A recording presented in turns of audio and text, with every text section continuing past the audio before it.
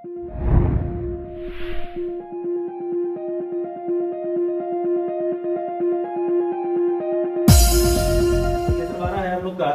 Chapter 12 यानी geography में ही है, विश्व की जलवायु एवं जलवायु परिवर्तन।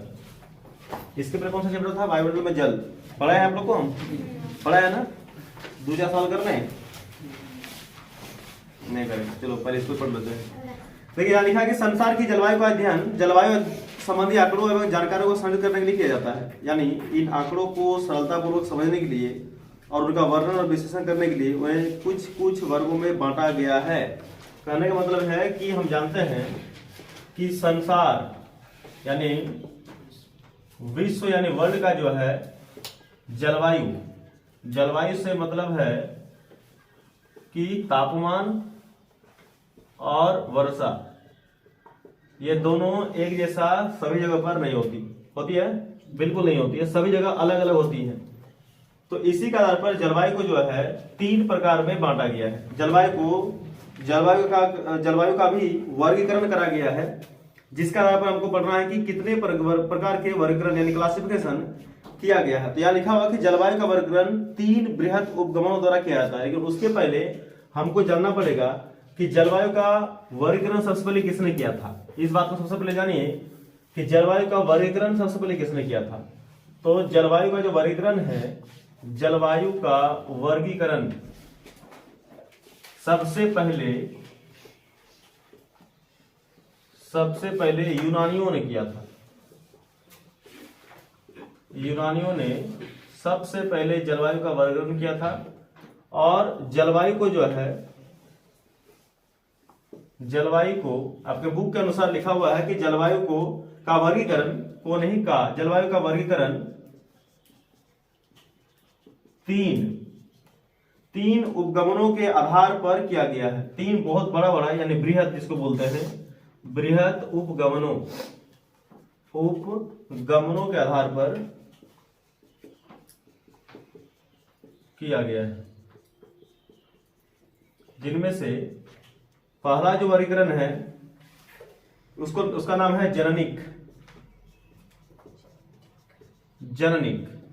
दूसरा जो है वह है अनुभाविक। और तीसरा जो है उसका नाम है अनुप्रयुक्त।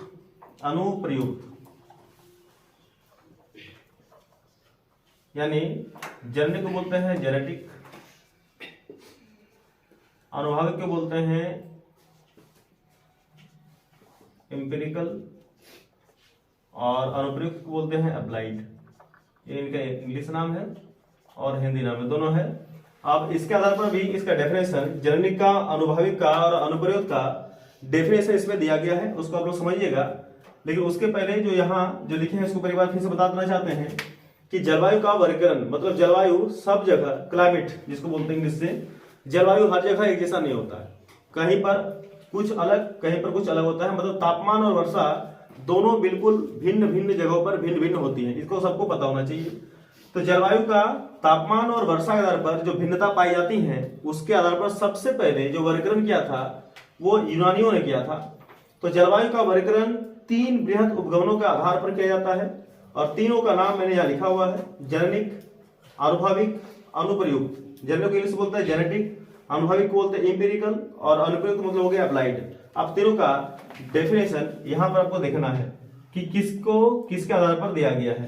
तो इसको हम एक काम करो, वीडियो पोस्ट करो, उसको एडिट करना बीच में, तो सामने बैठो तुम, सामने ही पता है कि जलवायु को जो है, विश्व की जलवायु को 3 आधार पर यानी बड़े बड़े यानी बृहद प्रकार के 3 उपगमनों के आधार पर इसको बांटा गया है, जिनमें पहला है जननिक, दूसरा अनुभाविक और तीसरा अनुप्रयुक्त। जननिक क्या है कि इसका वर्गीकरण यानी जलवायु का वर्गीकरण जलवायु को उनके कारणों के आधार पर संगठित करने की कोशिश है, इसी को बोलते हैं जननिक।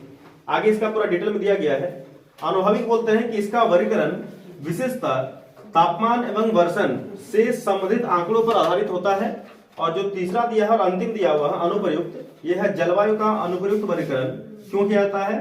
तो किसी विशिष्ट उद्देश्य हेतु जलवायु के किसी विशिष्ट उद्देश्य को पूरा करने के लिए ही अनुप्रयुक्त का वर्गीकरण किया जाता है। तो ये 3 आंकड़े मैंने आपके सामने रखे हैं और तीनों आंकड़ों का डेफिनेशन आपको बता दिया है, इसको बढ़िया से याद कर लीजिएगा।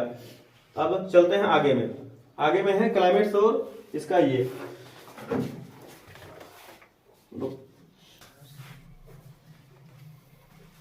देखिए कोपेन का जलवायु वर्गीकरण पढ़ने से पहले थोड़ा कोपेन के बारे में जान लेते हैं कि व्लादिमीर कोपेन, जिसका शॉर्ट में आपकी किताब में दिया गया है वी कोपेन। वी का मतलब ये होता है व्लादिमीर और कोपेन तो पूरा इसका नाम है व्लादिमीर कोपेन।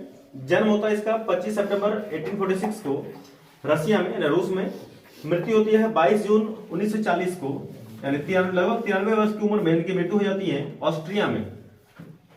ये जर्मनी के जलवायु विज्ञानी हैं, जर्मनी के, और सबसे इसका जो महत्वपूर्ण काम है वो काम किए थे कोपेन का जलवायु वर्गीकरण 1918 में। ये इसका सबसे इंपॉर्टेंट काम रहा अपने लाइफ में, व्लादिमीर कोपेन यानी वी कोपेन का। अब चलते हैं कि व्लादिमीर कोपेन का जलवायु वर्गीकरण क्या है, यानी इसका क्लासिफिकेशन कैसे किया था उसके बारे में हम जानते हैं।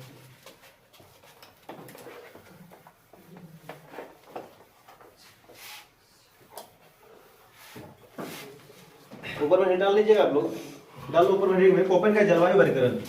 कोपेन का जलवायु वर्गीकरण, कोपेन का जलवायु वर्गीकरण, यानी क्लासिफिकेशन का बारे में लिख लीजिएगा। क्या होता है क्लाइमेट क्लासिफिकेशन, इसको बोलते हैं इंग्लिश में climate classification. Climate classification according to Koppen.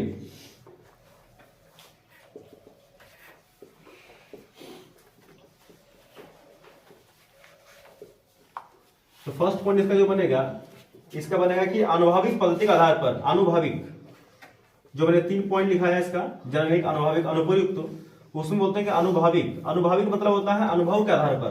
तो आनुभाविक पद्धति के आधार पर, पद्धति के आधार पर, साथ साथ लिखते चलिएगा, पद्धति के आधार पर व्लादिमीर कोपेन ने, यानी शॉर्ट लिखते हैं वी कोपेन, वी कोपेन ने जो विश्व की जो जलवायु है, यानी विश्व की जलवायु का वर्गीकरण, विश्व जलवायु वर्गीकरण के लिए वर्षा एवं तापमान के वार्षिक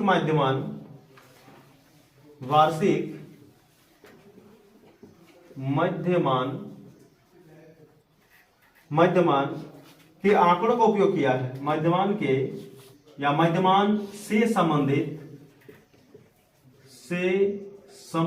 इससे रिलेटेड कुछ डाटा का यानी आंकड़ों का उपयोग किया है, और उपयोग करने के आधार पर ही जलवायु का क्लासिफिकेशन किया है, यानी क्लाइमेट का क्लासिफिकेशन किया है, उपयोग किया है। अब कैसे किया है इसको देखिएगा। सेकंड पॉइंट में कहते हैं कि कोपेन का जो जलवायु का जो वर्गीकरण था वो 5 प्रकार में बांटा गया था। कोपेन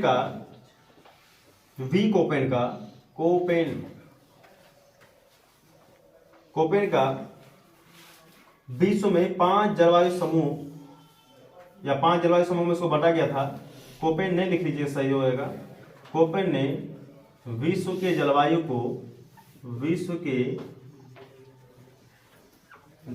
को 5 वर्गों में बांटा था। 5 वर्गों में बांटा था, जिनमें से 5 में से 4 जो है वो 4 है तापमान के आधार पर, तापमान के आधार पर, और जो 1 है वो है वर्षा के आधार पर, वर्षा के आधार पर। ये इसको पहले आप लोग लिख लीजिए, फिर आगे बढ़ते हैं हम।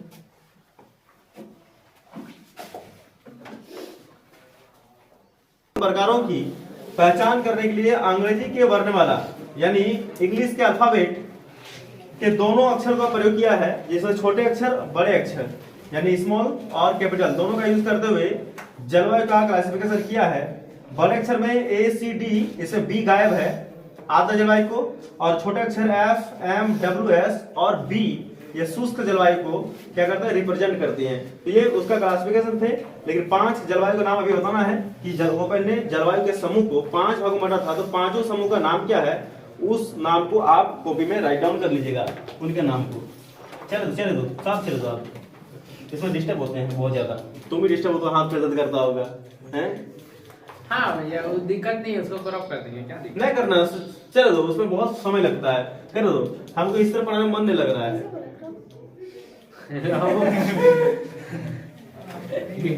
कैसे होता है, मैंने तब से एकदम खखुआ के थी ऐसे करके। कोई बोले यही बात को रिपीट करे तो हम उसको डसेंगे ऐसे। डस लो तुमको है, वाह यही सब होता है। इसको बोलते हैं नागिन की बदला। नहीं ऐसे ऐसे ऐसे इसमें है कि बोलते हैं उसको वीडियो में, नागिन ने बदला ले लिया कि उसको घूमते रहे कब मिले कि डस लिया जाए। डस लिया बेटू, गिर जाओ बजे, गिरो जमीन में, गिरो एक बार, गिर जाओ, वो डस लिया गया है। अब बोल दिया, भूल से बोला दिया।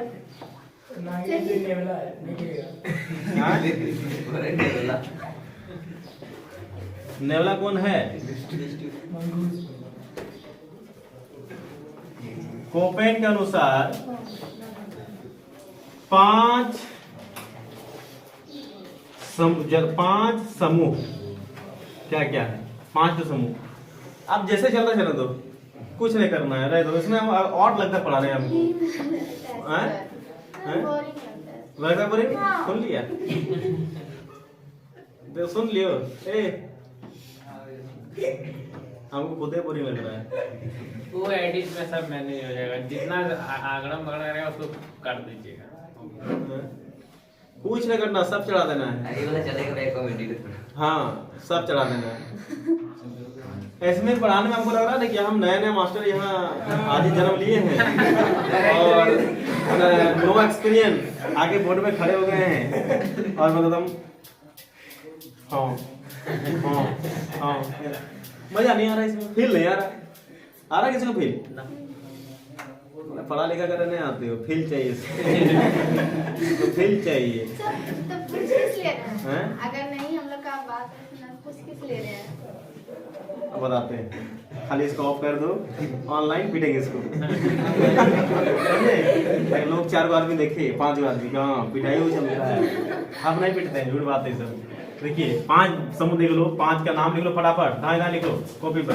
अब सब देखो पहला के शुष्क लिखिए, शुष्क मन लगता है ऐसे में, ऐसे पढ़ाई तो अपना खोल के आजादी से दिल से पढ़ाई दो। पहला है शुष्क नहीं है, शुष्क नहीं है, गलत हो गया, किताब में गलती दिया, सुन लो। उष्णकटिबंधीय, उष्णकटिबंधीय, कटिबंधीय, बहुत तो कटिबंधीय लिखना नहीं आता होगा, अच्छा वाक्य में लिख दिए। शुष्क उसके बाद है नीचे उतरे, शुष्क जलवायु। तीसरा कोष्ण शीतोष्ण, बापू नाम पड़ा है कोष्ण, फिर शीतोष्ण, एक से काम नहीं चला इसका।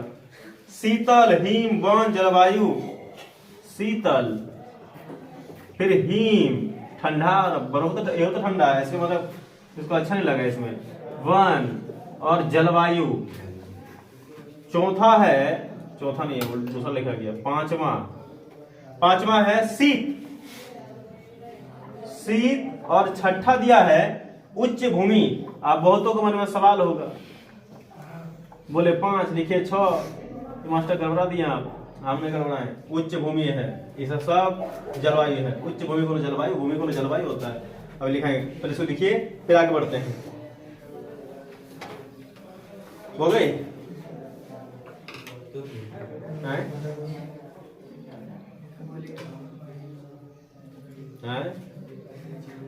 मार देंगे वैसी बात नहीं, कौन बोलता है? ये राखिए। अच्छा बोले तो फिरांड है की करोगे? मार थोड़ी अकेले पूरा माइनॉरिटी देख लेंगे। आप तो दूर से देखेगा तो देख ही लेगा। क्या बोलते थे भाई हाथ में पकड़।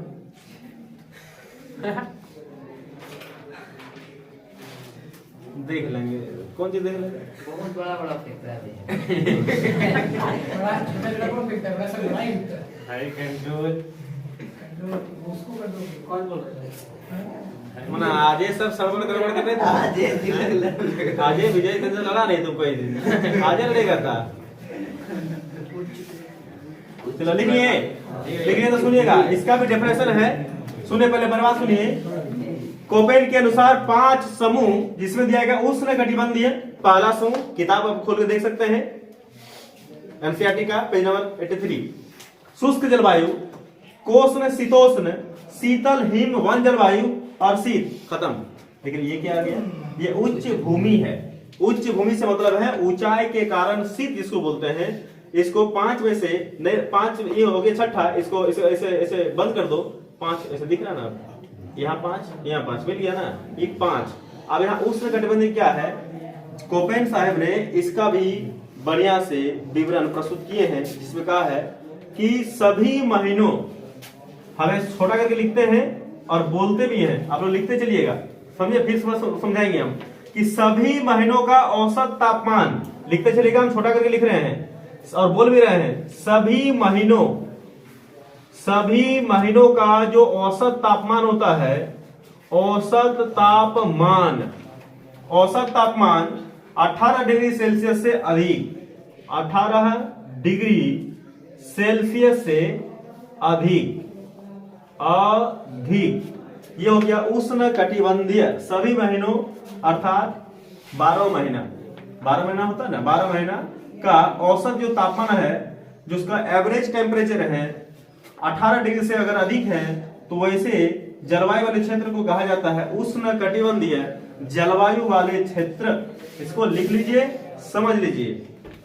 दूसरा जो है शुष्क जलवायु, इसमें क्या बोला गया कि वर्षण की तुलना में विभव वाष्पीकरण की अधिकता।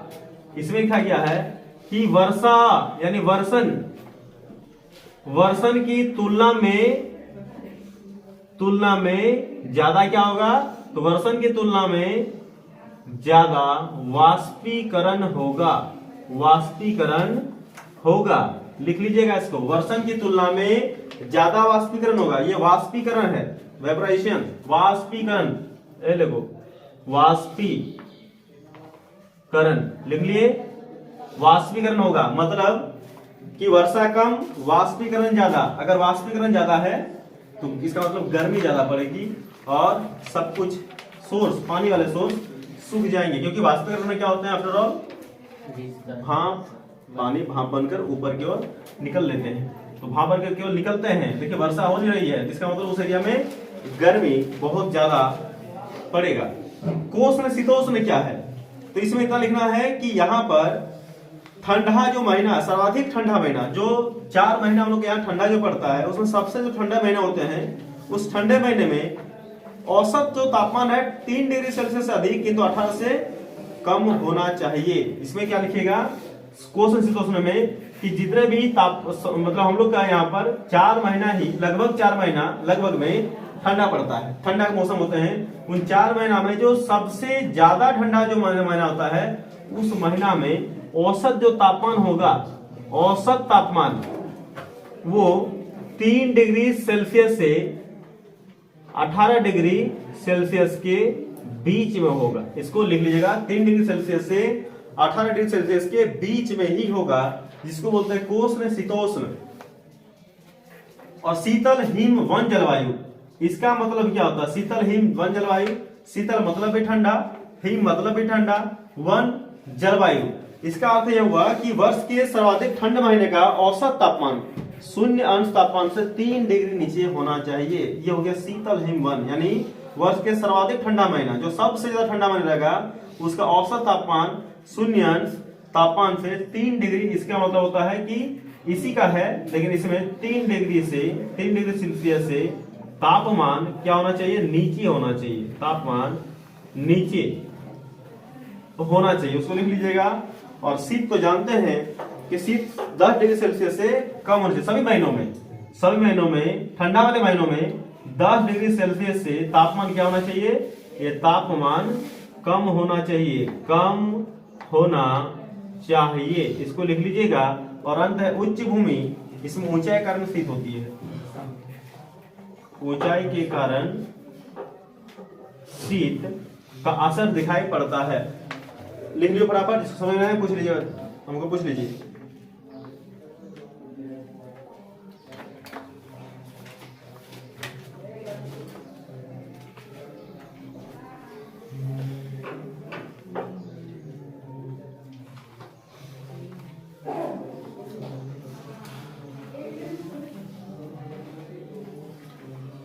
ये 4 नंबर वाला क्या लिखे? 3 डिग्री सेल्सियस से तापमान नीचे ना।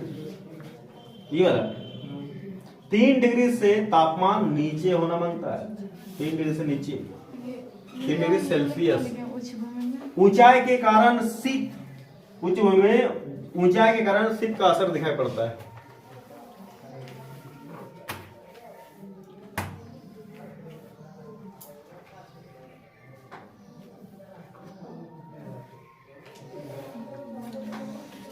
सुबह सुबह पागल हो गया रे, मानता नहीं, बता रहा है। अभी हनुमान चालीसा सुनो, कितना बजा है? 7 बजा है, लेकिन जो ठीक है कि नहीं?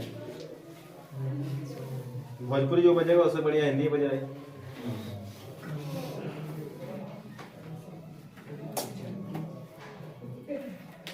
ऊंचाई के हो गई, चले आगे। ए बोलो, जल्दी बोलो। हो गया। इतना समय करेगा तो कैसे होएगा? आप चलते हैं आगे, इसको मैं कर रहा हूं डिलीट।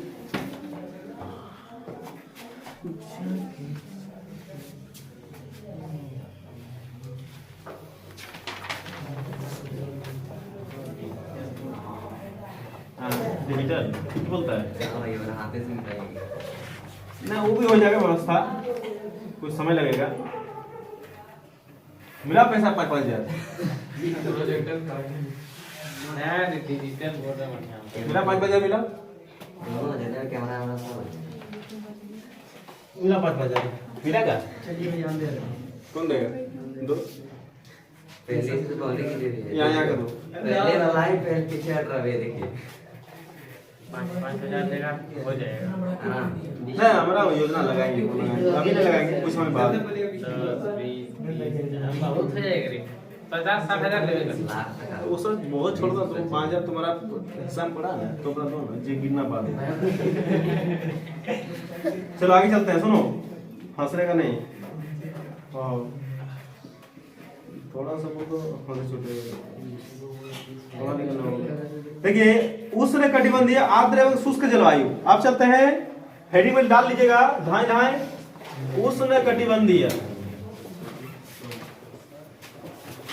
उष्ण कटिबंधीय क्या है? आर्द्र और शुष्क जलवायु। आर्द्र, आर्द्र, आर्द्रा पुरुलिया, आर्द्र और शुष्क जलवायु, शुष्क जलवायु, एकदम सूखा जलवायु, कहीं झींगा कहीं सूखा।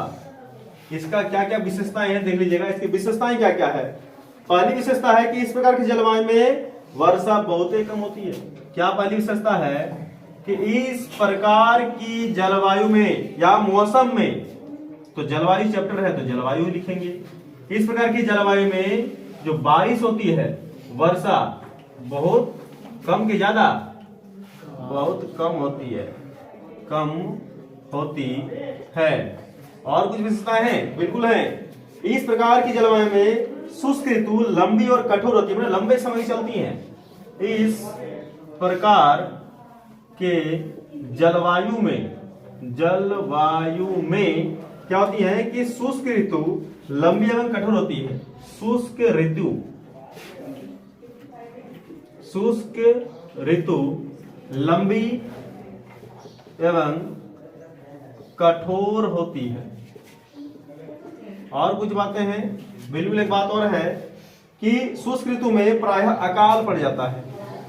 शुष्क ऋतु में प्रायः अकाल पड़ जाता है, अकाल आ जाता है। और अंतिम चौथा नंबर जो है, इस प्रकार की जलवायु वाले क्षेत्रों में,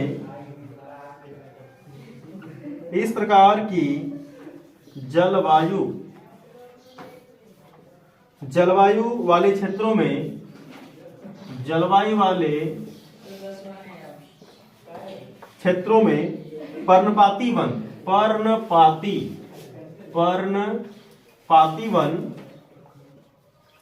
तथा पेड़ों से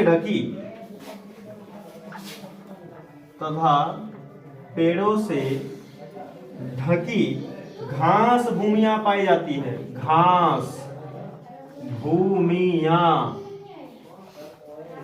पाई जाती है। इसको 4 पॉइंट इसका है, विशेषता लिखिए, इसको मैं समझा रहा हूं, लिख लीजिए इसको आप लोग।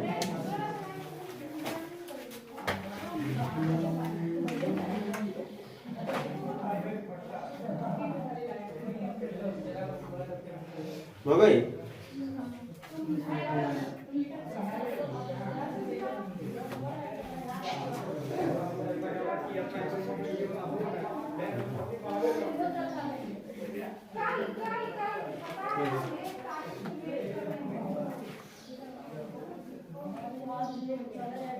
चले आगे।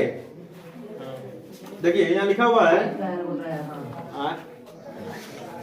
उष्ण कटिबंधीय आर्द्र और शुष्क जलवायु में क्या विशेषताएं हैं कि इस प्रकार की जलवायु जहां जहां भी पाई जाएगी वहां वर्षा बहुत कम होगा, सूखा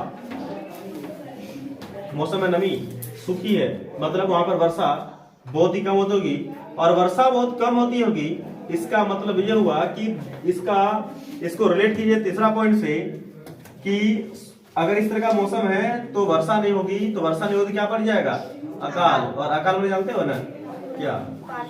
पानी की कमी, लैक ऑफ वाटर, पूरा पानी कमी हो जाएगा।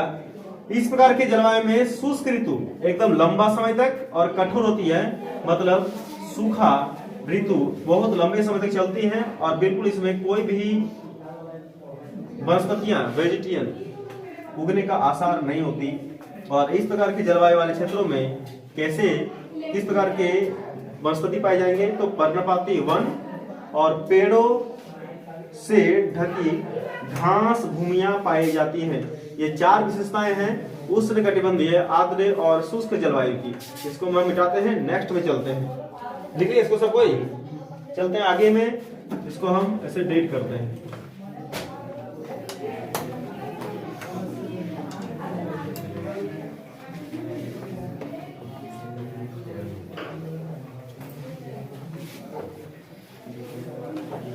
देखिए आगे चलिए, आगे में जो दिया हुआ है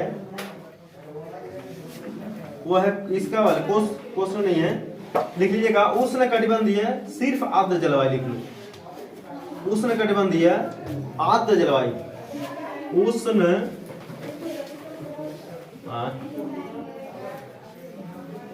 कटिबंधीय आर्द्र जलवायु, इसकी विशेषता लिख लो। 2 विशेषताएं शायद इसमें है, देखते हैं। पहली विशेषता है कि इस प्रकार की जलवायु विषुववृत्त के निकट पाई जाती है। इस प्रकार की जलवायु विषुववृत्त के निकट पाई जाती है। विषुववृत्त के निकट पाई जाती है। दूसरा विशेषता इसमें क्या है कि इस प्रकार के जलवायु का जो प्रमुख क्षेत्र है वो है अमेजन बेसिन, दक्षिण अमेरिका और एशिया के कुछ क्षेत्र। वर्ष के प्रत्येक माह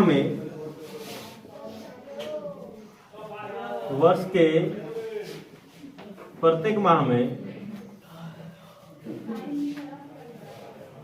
दोपहर के बाद, आज ये सब चिल्लाने पा रहा है, दोपहर के बाद गरज और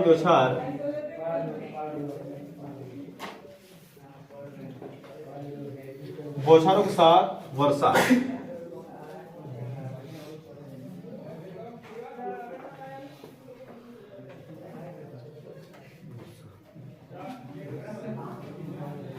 और तीसरा जिसका पॉइंट है वह विश्वोत्तर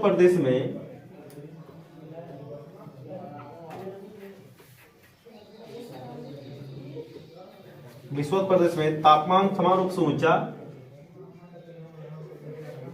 तापमान समान रूप से ऊंचा तथा वार्षिक तापांतर नेग्लिजिबल होता है, तथा वार्षिक तापांतर नगण्य, नेग्लिजिबल, जीरो, जिसको बोलते हैं शून्य होता है।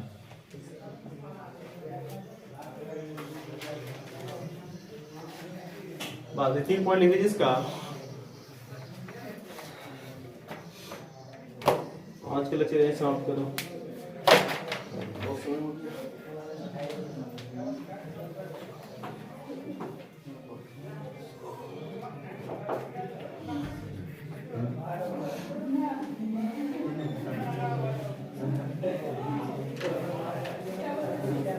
ये तीनों क्या है? विश्वोत्तर में तापमान जो है समान रूप से ऊंचा रहेगी और वार्षिक तापांतर नगण्य होता है, नेग्लिजिबल, शून्य, जीरो होता है, नगण्य शून्य। इसको लिख लीजिए।